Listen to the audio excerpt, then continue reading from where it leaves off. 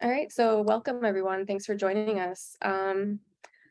So Great Bend of the Gila, some of you may not be familiar with it, some of you may be, but hopefully tonight we're all going to learn something about Great Bend of the Gila and why it's important to get some protections for the Great Bend of the Gila as soon as possible. So we have Skylar Begay tonight joining us of Archaeology Southwest in Tucson. And Skylar is the Tribal Outreach Fellow with Archaeology Southwest. And so he's going to cover why the Great Bend of the Gila has such cultural and historical significance to Indigenous peoples and tribes of what is now called Arizona, and some of the threats Great Bend of the Gila is facing, and what we can do to protect the area and and respect it. So with that, I'm going to pass it over to you, Skylar. I did want to let everyone know as well that we will have a short, if you have questions that come up, maybe write them down, and at the end, we're going to have a little bit of time for questions if anyone has them. So take it away, Skylar. Thanks, Katie. I have a presentation that I'm going to share my screen with everybody. So I'm recently recovered from a cold, so apologies if I clear my throat or if I sound a little scratchy, but I'm going to start the presentation and we can get this thing going.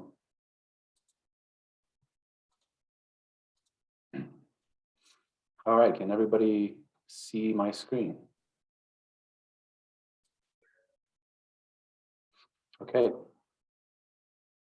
Well, so I'm here today to talk about a campaign, an advocacy campaign to protect the Great Bend of the Gila. The name of the campaign is Respect Great Bend of the Gila. This is what you're seeing now is sort of our official logo, and I'll get going here. So this is just an overview of what I'll be going over today. So a little bit of the history of the protection efforts for this region, what's happened sort of between the last protection efforts and today. And then I'll go over our current campaign, and then I'll talk about why we're doing what we're doing. And then I'll just talk about some of the goals of the current campaign. So way back in 1938, the first proposed national monument in this region was proposed at the Painted Rock Petroglyph site, which is just off of Interstate 8, about 45 minutes west of Gila Bend, Arizona. And then in 2000, there was the proposed Painted Rocks National Monument, and that was a pretty big proposal. That was 700,000 acres. That included Gila Bend, the Eagle Tail Mountains, Little Horn, and the Painted Rock Mountains, and parts of what we call Sentinel Plain. And then more recently, in 2011, there was a Sonoran Desert Heritage proposal, and that included the Great Bend of the Gila, as well as some other things. So some more recent history of the effort. Efforts to protect the Great Bend of the Gila began formally in 2013.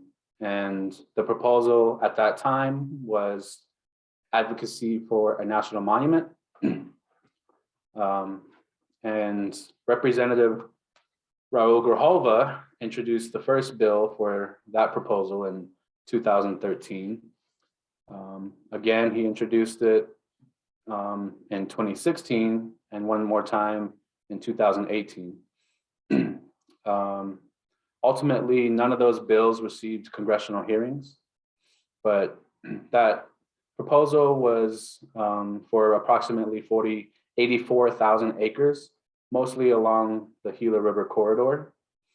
At that time, 11 tribal nations were involved, and 8 issued letters of support or resolutions of support, in addition to the ITCA or the the Intertribal Council of Arizona. And yeah, ultimately, none of those efforts really went anywhere. This is a map of that former effort and what would have been the Great Bend of the Gila National Monument. The boundary is in green, and you can see that it very closely follows the Gila River, which is this strip of land or strip of blue here. Here is the town of Gila Bend. This is Interstate 8 at the very bottom right, and this is Highway 85. And then Phoenix would be sort of up and to the right. But you can see that this monument was very closely tailored to follow the river corridor. And I just want you to pay attention to that because you'll see sort of the difference in the new campaign. So between that effort, roughly 2018, and beginning of last year, 2021, Archaeology Southwest hasn't been involved in a lot of projects on the lower Gila River, mostly in efforts to document the archaeological sites that are there, the cultural assets that exist on the landscape. So one of those projects is the Lower Gila River Ethnographic and Archaeological Project, or LGREAP for short. And that's an ongoing project. It's been going on for about 5 years. That's actually how I got my introduction into this place, the Great Bend of the Gila. I was on that project for 4 months. And so myself and Dr. Aaron Wright and Charles Arrow from the Quechan would camp out for 4 days at a time. And we would do survey, we would do documentation of petroglyph sites, we would document habitation sites, just a lot of field work out there. And so that's how I got my introduction to this place and how I came to build a relationship with it. Another project that's happening right now is the documentation of what is a trail that's called Komatki, and that mostly runs through the Sonoran Desert National Monument. But parts of it do run through also what would be the Great Bend of the Gila. Also, we did an assessment and inventory of Painted Rock Petroglyph site. There was also an archaeological assessment and a history done on a place called Oatman Flats Ranch, which is sort of just right in the middle of the proposed boundaries for the National Conservation Area. And we've built a relationship with that owner. And the last thing that was done was a historical inventory on another ranch called Enterprise Ranch. So all these were sort of done to sort of establish the history of the area and sort of document very thoroughly the cultural assets that exist on the landscape.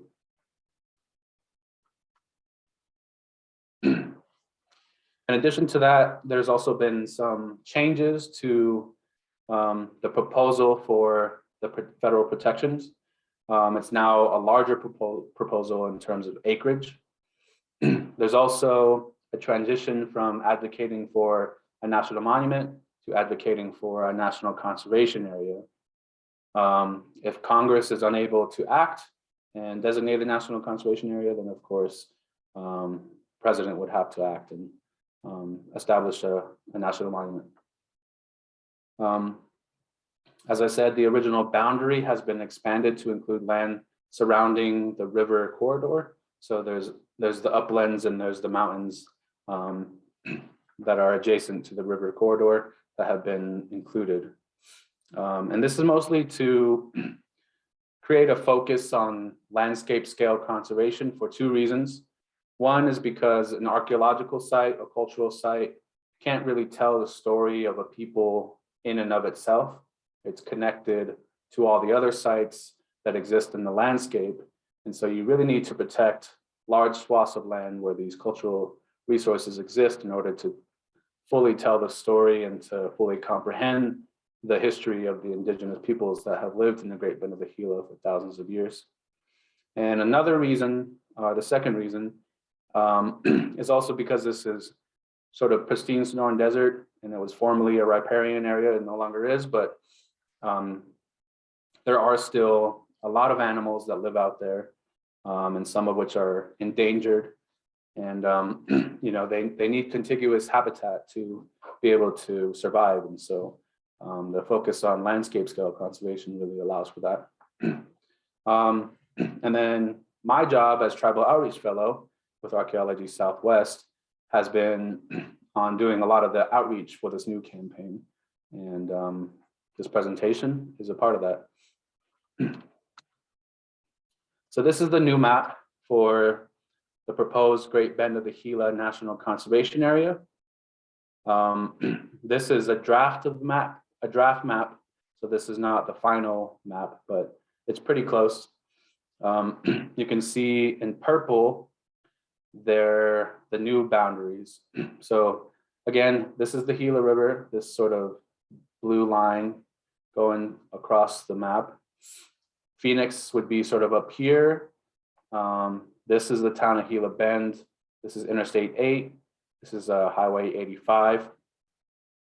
So you can see the boundaries now include these mountain ranges here, this area down here that's called Sentinel Plain, and this chunk of land out here just southwest of Goodyear and Buckeye. There are also some new wilderness being proposed in that region, and also additions to existing wilderness. Part of the reason for the transition to a national conservation area is because of these two chunks of wilderness. Wilderness can only be designated through Congress, so a national monument would not allow for that. So moving on to the current campaign, the name is called Respect Great Bend, and we have a theme of respect, reflect, and protect. Respect sort of ties into the fact that this is a cultural landscape and the ancestral home of a lot of indigenous peoples across Arizona, New Mexico, and California. And we're emphasizing that and trying to include them in outreach and in implementation of management plans and management planning. Reflect is sort of reflecting on the fact that in the past, a lot of indigenous people were not included in consultation for the designation of public lands, and also that some indigenous peoples were removed from their homelands so that public lands could exist. And so we sort of want to acknowledge that and seek not to repeat that in this campaign and in the designation of a new conservation area. And then protect, of course, is just sort of, that we want to protect this place. The name of the NCA would be the Great Bend of the Gila National Conservation Area. It's approximately now at 329,310 acres. As I said, it includes additions to existing wilderness. It also includes the new Ringtail and the Red Rock Canyon wilderness areas. Most of that additional acreage from the National Monument proposal comes from the land surrounding the Gila River Valley. Again, just here's the map, just so you can sort of familiarize yourself with it a little more and just see where that extra acreage is. So this is another map, and the list is of all the tribal nations that we are doing outreach to and who we hope to gain the support of for this national conservation area, and who we hope to include in management planning and maybe in the management of the NCA or the national monuments should it be designated. So they're listed there in alphabetical order. There are 13 in total. And this map, this red area over here is the proposed boundaries of the National Conservation Area. And then these other areas are the existing reservations of the tribal nations today. And so all of these nations have connections to the Great Bend of the Gila in some way, whether that was through actually living there and later being removed because of the dams or things like that, or they have connections to this place, through trade routes, through migration, through some creation stories, or they, they might have a connection to a sacred site within the boundaries. So these are the 13 tribes that we're trying to do outreach to. So now I'll get more into sort of the specific reasons why we feel this place should be protected. And one is because it has an incredible density of heritage assets and places. I suppose a more familiar term with that is sort of archaeological resources that exist there. Two is its exquisite natural beauty. Three, it's a critical wildlife habitat and corridor between existing federally protected places, such as Sonoran Desert National Monument, the Barium Goldwater Range, the Kofa Wildlife Refuge, these places that exist already that are protected.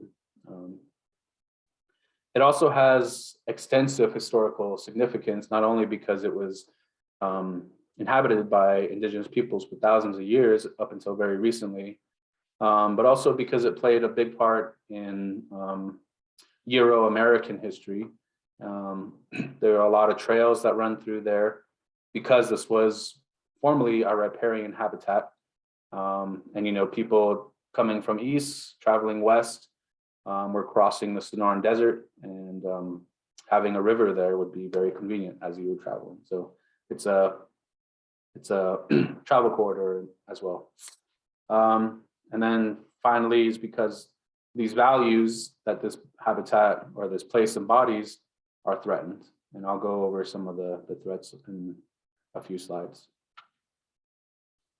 So when I say heritage assets, these are some of the things I'm referring to: petroglyphs, geoglyphs, ancient architecture, trail networks, summit trails, pottery sherds, obsidian and shell, different artifacts of that sort. These two pictures are taken from the Painted Rock Petroglyph site, which I mentioned is just about 30 minutes off of Interstate 8, about 40 minutes west of the town of Gila Bend, Arizona. There's the petroglyphs site, and it's a hardened site, so it has infrastructure in place to receive visitors. There's signage saying, not to climb on the rocks, not to deface them. There's a metal fence going around the petroglyph site. There's a designated trail people can walk on. And in addition to that, there's a parking lot. There's a campground with a campground host. And so this is a place where we encourage people to experience some of the petroglyphs that you can experience, that exist in the rest of the Great Bend. But it's a good place to do it because it is hardened and it has the infrastructure in place to receive visitors. This is an example of a geoglyph. You can see those Palo Verdes there for some scale to see how big this is. And so this is a drone shot, probably taken from about 100 feet up. So it kind of gives you an idea of how big it is. This is a ball court village, or just a ball court. Ball courts are typically associated with villages. This would be a hohokam site. So there's some of these, it's a subtle impression on the landscape, but you can sort of see that oval there in the middle, and the depression in the middle of that. These are just some examples of trails. A lot of the indigenous people left a lot of trail networks in the area, and those are still used by people recreating today. A lot of animals still use them. And then there are also trails in the area that are some of the more historic trails, more recent trails. This is an example of what we call a summit trail. On the left, if you sort of look right in the middle of this mountain, there's a faint line going straight up the middle of the mountain. Similarly, sort of on the right, there's a trail that goes sort of straight up this hill. And so these summit trails exist here in the Great Bend of the Gila, more so really than anywhere else. And so they're a really fascinating, sort of mystifying aspect on the landscape. These are just some examples of some of the pottery sherds that you might find out there. And in some places they exist where you can't really not step without stepping on them. It's so dense. Here's some obsidian points that were found out there with a scale, so you can sort of see how large they are. Here's some example of some shell. And so I mentioned this place is a travel corridor and also a trade route. And so we see artifacts from very far off places that were left behind and traded by the indigenous people in the past. So now we get sort of into the natural beauty of the landscape.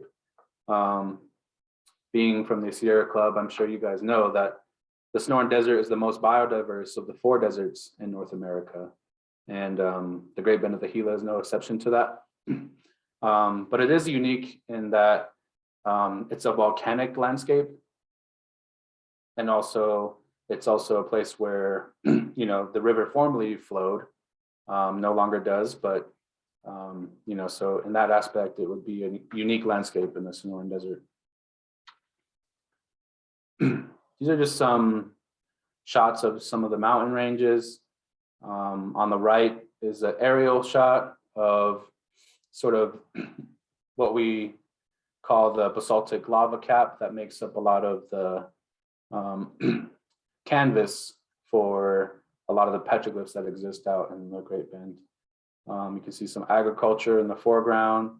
You can see that canal that is sort of just the remaining water that formerly would have been the Gila River. These are some pictures that I took when I spent time in the Great Bend of the Gila, documenting the cultural assets that were there. Just an ocotillo and some saguaro. So wildlife habitat and corridor, we get sort of into the more details about landscape scale conservation. Urbanization and land use changes fragment and shrink wildlife habitat. Animals in the desert need large contiguous territories because resources are so scarce. So, you know, you need more land in order to gather the resources to survive. When these places are damaged, it takes a lot longer to recover than, say, a forest or some other type of ecosystem because the lack of water. And as I mentioned, there are a number of endangered species in the Great Bend of the Gila. And then down at the bottom of this slide is just a definition of what we're referring to when we say corridor. So it's land that connects wildlife populations separated by human activity or structures. And this place sort of exists in the middle of a bunch of other federally protected areas that are broken up by things like Interstate 8 or Highway 85, things like that. Sorry, the train is going by. Arc Southwest offices are right downtown, so you guys might hear the train. But these are taken from a game camera that's actually out there in the Great Bend of the Gila. These were taken back in 2012, but just some examples of some of the species that are out there. We got some mule deer, we got the javelina, or what is sometimes called the collared peccary. We got fox, we got bobcat, great bighorn sheep, ringtail cat. These are the endangered species that are out there. the Sonoran pronghorn antelope, desert bighorn sheep, and the lesser long-nosed bat. So these are some of the threats that we see sort of in ranked order. We see rapid urban expansion and increasing population of the Phoenix metropolitan area as the biggest threat to this place. Phoenix is about a 40-minute drive from the Great Bend of the Gila, so it's really not very far. And of course, increasing population also brings increased recreation and the impacts that that brings on the landscape. And because this is a cultural landscape, vandalism and theft of heritage assets is always a problem. And also target shooting is one of the more popular recreation activities that happens. And sometimes they shoot petroglyphs, especially ones that sort of present themselves as circles and targets, that type of thing. Another popular recreation activity is off-roading. And so off-road vehicle traffic is a big threat, especially to the geoglyphs that I showed you examples of. They can be hard to see, and because it's just open Sonoran desert, you know, it's pretty easy for someone going 35 miles an hour not to see a geoglyph and just drive over it. Similarly, you know, it really only takes one vehicle to get off trail or to take a turn where they shouldn't, and then the next person that drives by, you know, sees tracks and, oh, that must be a road. So it's a big problem as well. Some sort of less likely threats are energy development and resource extraction. Thankfully, there's not a lot of that going on in this area. Some resource extraction exists in the form of gravel pits. And there is some energy development out there. There are solar energy zones, but we have excluded those from the boundary because you know, we don't want to sort of get in a contest with that. And then there's also the possibility of sale or transfer of public lands to private interests. The Bureau of Land Management has been known to do that in the past, and the vast majority, almost all of it, all of the acreage that would become the NCA is currently now BLM land. And then 7 is sort of just the general threats that, you know, the rest of the world face, or the rest of the Southwest faces, is desertification, invasive plant species, and combating climate change and through the protection of wild spaces. This is a slide that I just took some screenshots from Google Earth. If you go on Google Earth, you can sort of use the slider to go back to 1984 and see some historic imagery. So on the left is Phoenix in 1984. On the lower left of the image, this sort of strip of green is what the sort of the beginning of the Great Bend of the Gila. This mountain range is the Sierra Estrellas. And so you can sort of pay attention to the amount of green that's in the West Valley here and also in the sort of eastern part of the valley. And then compare it to 2020, you can see how much that land use has changed. And it's mostly now either urban or industrial. And you can imagine sort of just how many more people are living in Phoenix now. Phoenix has always been one of the fastest growing places in the US. And you know, those people need places to play, and Great Bend of the Gila is one of those places. And so we see this as sort of the biggest threat to this, the Great Bend of the Gila. And also, I think this emphasizes the fact that, you know, we're thinking long-term when it comes to the protection of this place, and sort of planning for the continued expansion of the Phoenix metropolitan area.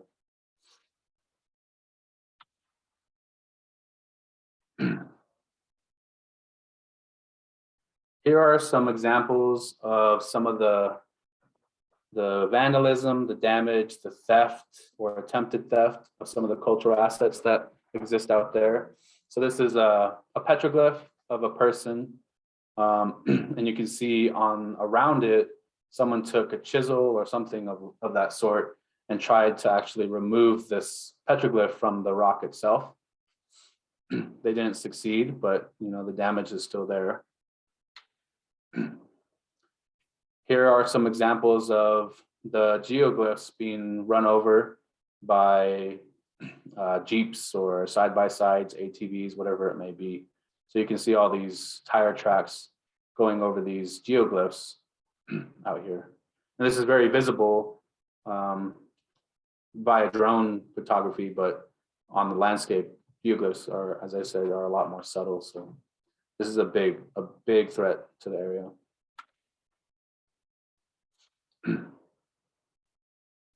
So some campaign goals. First and foremost, as I mentioned, we are trying to reaffirm support from tribes.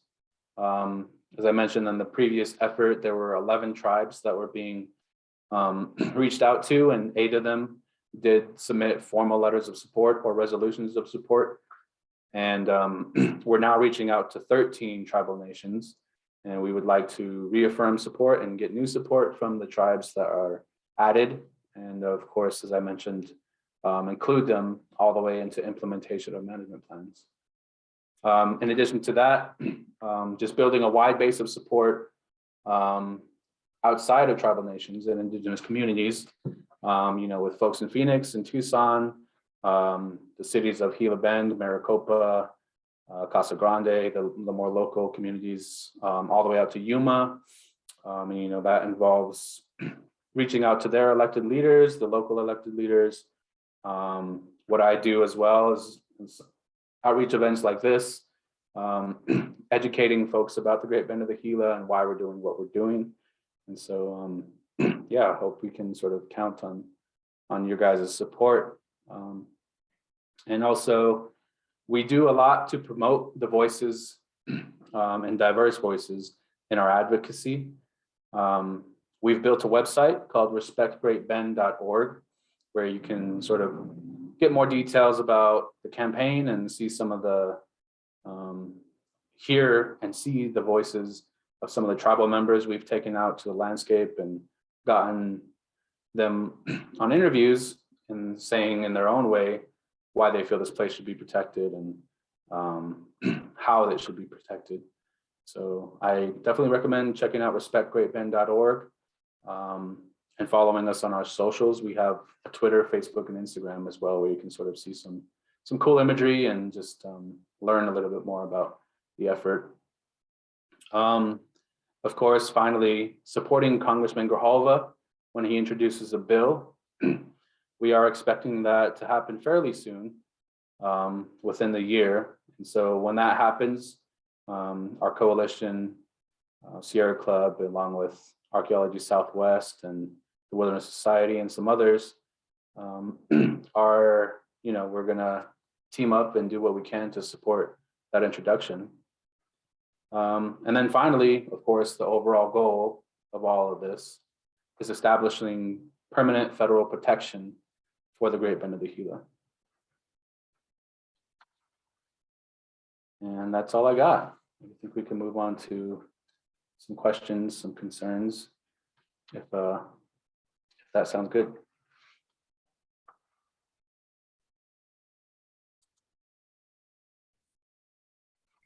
Sure, it looks like we have some questions in the chat, Skylar.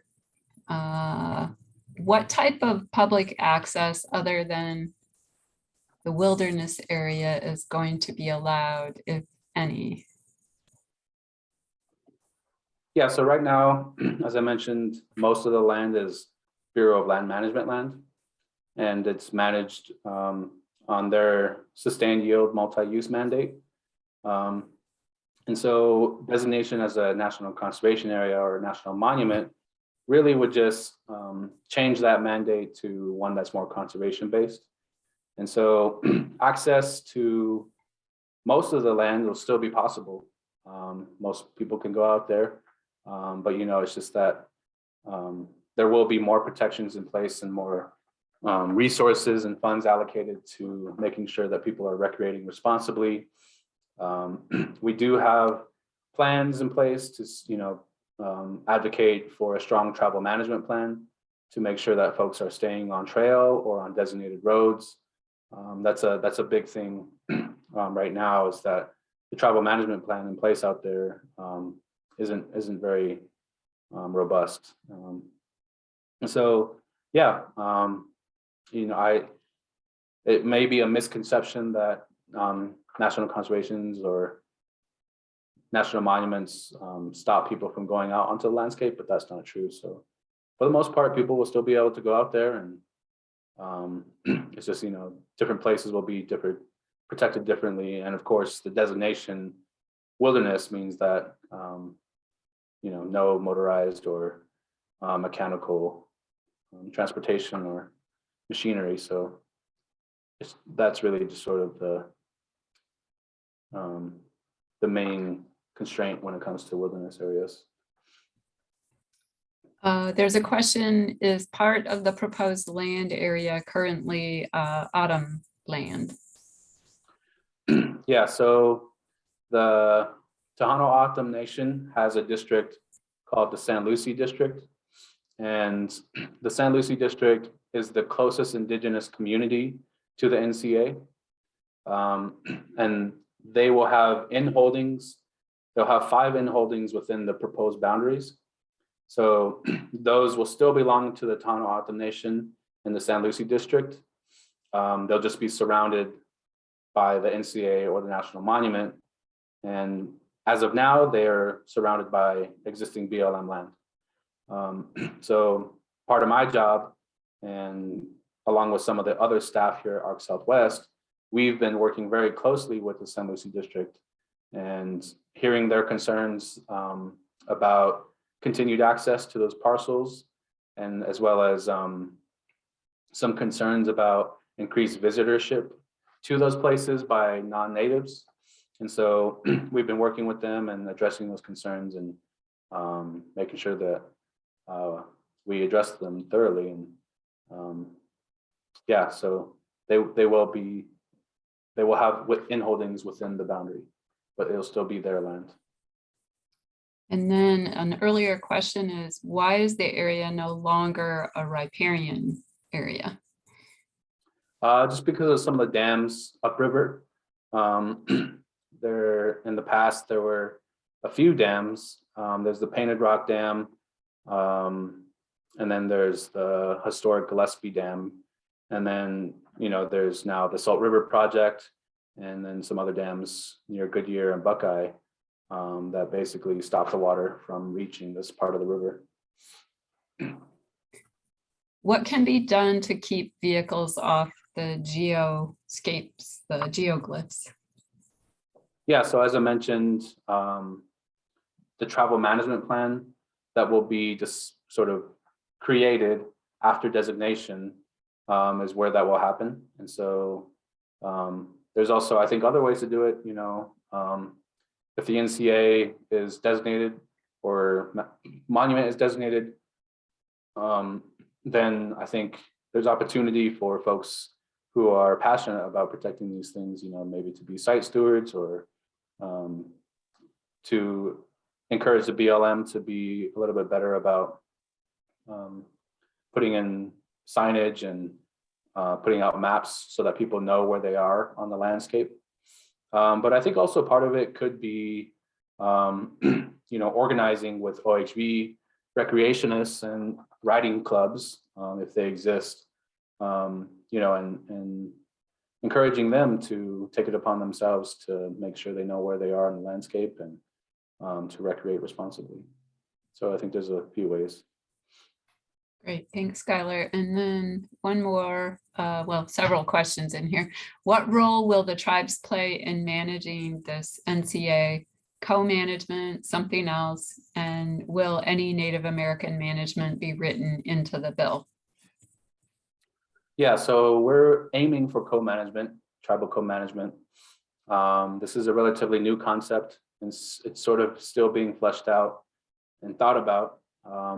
There are a few places across America where, you know, federal agencies have contracted parts of the management of a NCA or a national monument or a national park, areas of critical environmental concern, wildlife refuges.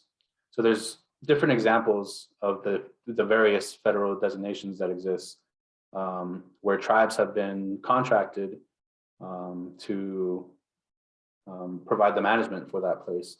And so what we're aiming for is co-management, and that can be difficult because this place is, you know, 13 tribes have connections to it.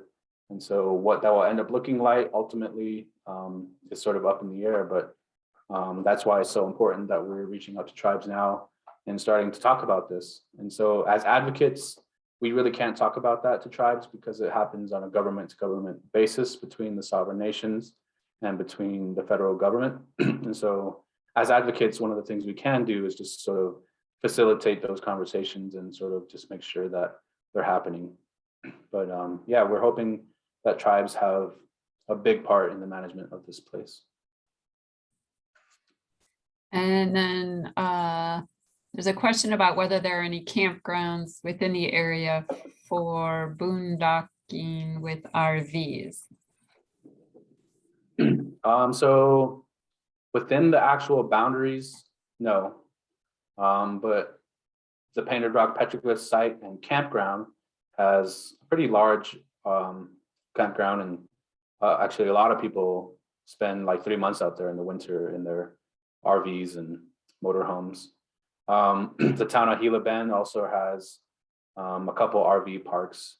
And so there are places where you can stay for extended amounts of time. But otherwise, you know, it's just BLM land. And so, you know, you can stay in a place for 14 days and then move along to a different place if you'd like. And then Gail asks, is the Secretary of the Interior involved? So Secretary Deb Haaland, as of right now, we haven't been reaching out to her directly. And sort of, that's sort of because the NCA, a national conservation area, has to be designated by Congress. And so it has to go through the House and the Senate. Were that to fail, then I think that's when Deb Haaland would become more involved, because she is in the Department of the Interior, and a national monument could be designated through presidential proclamation. So that's when I think when she would be more involved. But I think also we might be able to just appeal to her because she does respond to Indigenous-led conservation efforts. Great. I don't see any other questions in the chat. Did anyone else have a question? You can also raise your hand and unmute if you would like. I'm just looking. Oh, there's a new question. Is there any possibility of this effort expanding to pursue restoration of the river in the local area? I think that's certainly a possibility, but I think that's one that is down the line after a successful designation. And I think there are a lot of people who would like to see that. And so, yeah, I think it's possible, but probably a few years down the line. Well, excellent. It looks like people have run out of questions for now. I've got one. Okay. This is Don Evans. You mentioned a website, Right. Protect the Bend. Is that the full web name or what? The Yeah, address? I can drop it in the chat. Can you give us the URL? Yeah, I'll drop it in the chat. It's respectgreatbend.org.